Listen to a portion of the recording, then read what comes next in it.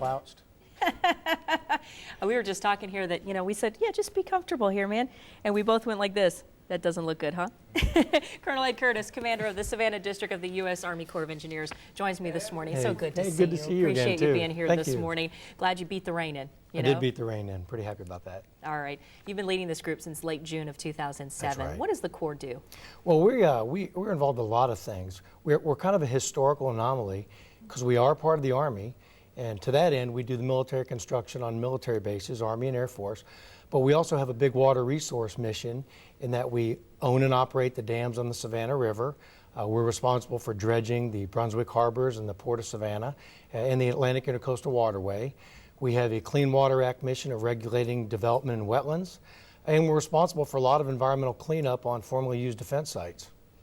It's a lot. That's a long list, and I know that we could sit here and talk for a really, really long time. So I want to get to one of the projects here, the expansion of the harbor. So talk to me about that. What's the latest? Yeah, everyone wants to talk about the Savannah Harbor expansion because the port in Savannah is one of the economic engines of the state of Georgia and really the region.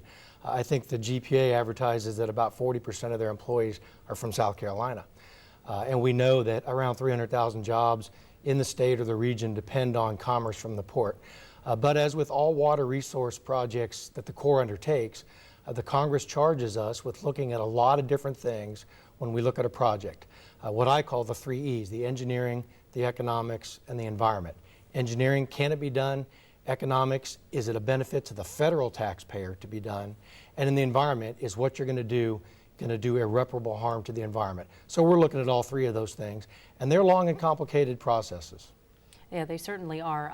And we also have some multi-million-dollar projects going on in some of the military installations, specifically Fort Stewart. We have a couple. You want to talk to me about some of those? Right. Last year, Fort Stewart was around our 2nd or 3rd largest program. We spent almost $500 million there. Fort Benning, on the other side of the state, was number 1 at $1.1 billion, which is a huge year. We're continuing to expand the project, formerly known as 5th BCT, is being built, although the Army did announce that that brigade is not coming just yet. We are continuing to build it out, and I think the hope is that once we build it, they will come. Yeah? So, still staying confident with that? Yeah, I think that project is progressing very well. They're going to be state-of-the-art facilities, and once they're done, it would be the Army's benefit to fill them. All right, now to something, you're setting up a lot of these programs, or I should say growing them, and now you're going to be leaving soon. I am leaving soon. So how does that play into all of this? Well, the Army system of rotating commanders every 2 or 3 years is kind of bittersweet. Just now, I'm just now figuring out where things are and how things work, and it's time for me to go. The benefit is we'll bring in a new man or woman who's got different experiences, different background, different education, and they get to bring in a new set of eyes. Our civilian workforce, for a large part, doesn't rotate as much, so it's nice to bring in someone with a different set of eyes. We're looking right now at video of your family. This is your wife, your beautiful wife, Joanna. Your son, Ryan, was deployed Mother's Day of 2009, and this is her reading some of Ryan's email messages with our Jennifer Andrews there.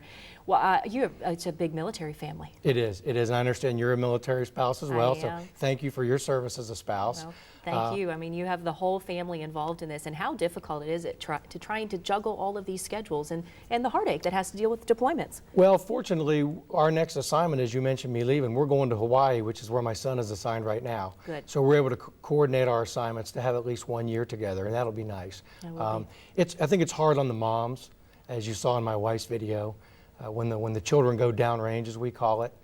For us in the business, it's an accepted part of business. We in Savannah District actually have 40 civilians downrange right now, and they're all volunteers.